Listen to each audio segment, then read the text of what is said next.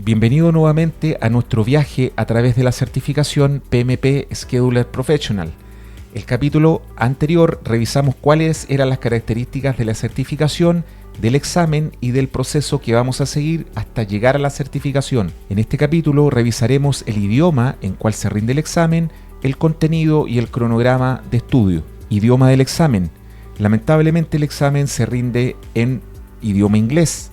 Tampoco tiene ayuda de traducción como el examen PMP, que puede dividir la pantalla para mostrar los dos lenguajes en distintas partes de la pantalla. Por otro lado, el nivel de inglés requerido por el examen hace que el vocabulario del examen sea bastante abordable. En este viaje también iremos capturando palabras en inglés que deben ser traducidas con un nivel adecuado de aplicabilidad al campo de la gestión de cronogramas y la programación de proyectos. Vamos a revisar el contenido del examen que estudiaremos en las siguientes 5 semanas para abordar todos los conocimientos necesarios para pasar el examen. Primero, conozcamos el ECO, el Exam Content Outline. Es un documento oficial del PMI que define el contenido y la estructura del examen. Es una guía clave para entender qué temas se evaluarán y qué habilidades necesitas demostrar. El link de acceso al documento ECO te lo dejo en la descripción del video. Los contenidos del documento ECO son los siguientes. Dominios del examen. Define las áreas del conocimiento y las habilidades esenciales para un especialista en planificación y programación de proyectos. Tareas y responsabilidades. Explica las características específicas que un PMP Scheduler Professional debe realizar en cada dominio. Los conocimientos y habilidades es una lista de competencias necesarias para desempeñarse eficazmente en la planificación y programación de proyectos. La distribución de preguntas indica el porcentaje de preguntas de cada dominio del examen. La estructura del examen está compuesta por 5 dominios. Entraremos en detalle de cada uno más adelante. El Schedule Strategy incluye 14 preguntas del total del examen y abarca todo el desarrollo de la estrategia de planificación alineadas con los objetivos del proyecto. El Schedule Planning and Development incluye el 31% de las preguntas y abarca la planificación y el desarrollo del cronograma. El Schedule Monitoring y Controlling incluye el 35% de las preguntas y abarca el seguimiento y control del cronograma para identificar desviaciones y tomar acciones correctivas. El Schedule Closeout, el 6% de las preguntas, abarca el cierre del cronograma y la documentación de las lecciones aprendidas.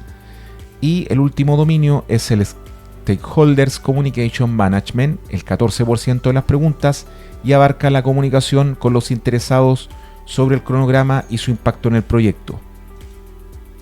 Cada uno de los dominios cuenta con tareas, que son actividades claves que un profesional en programación de proyectos debe realizar en su rol.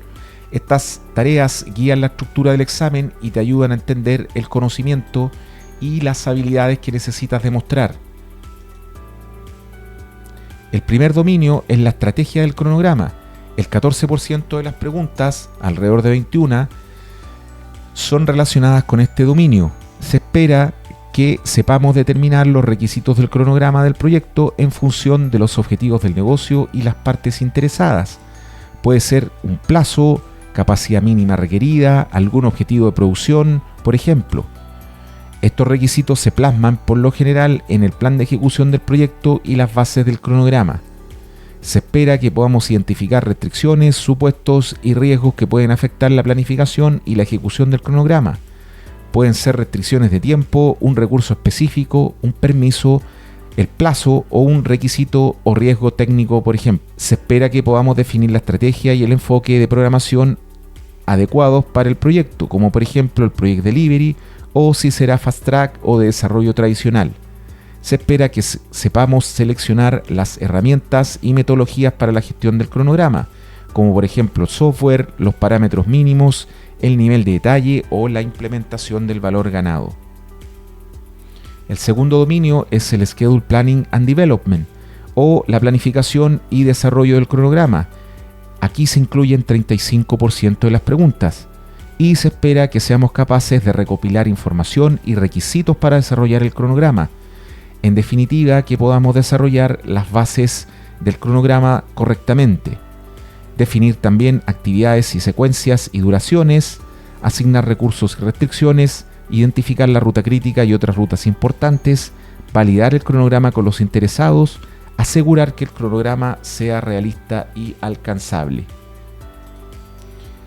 El tercer dominio es el Schedule Monitoring and Controlling o el monitoreo y control del cronograma, donde se incluye el 35% de las preguntas. Se espera que sepamos implementar los procesos del seguimiento y control del cronograma, comparar el progreso real contra la línea base, identificar desviaciones y analizar el impacto sobre el proyecto, aplicar técnicas de control del cronograma como por ejemplo el valor ganado, coordinar acciones correctivas y preventivas y finalmente revisar y actualizar el cronograma a través de la gestión del cambio activa. El cuarto dominio es el Schedule Closeout o cierre del cronograma. Son el 6% de las preguntas y se espera que seamos capaces de confirmar que todas las actividades del cronograma se hayan completado, recopilar y documentar lecciones aprendidas relacionadas con la programación, archivar la información del cronograma para referencias futuras y garantizar que el cronograma refleje el estado final del proyecto.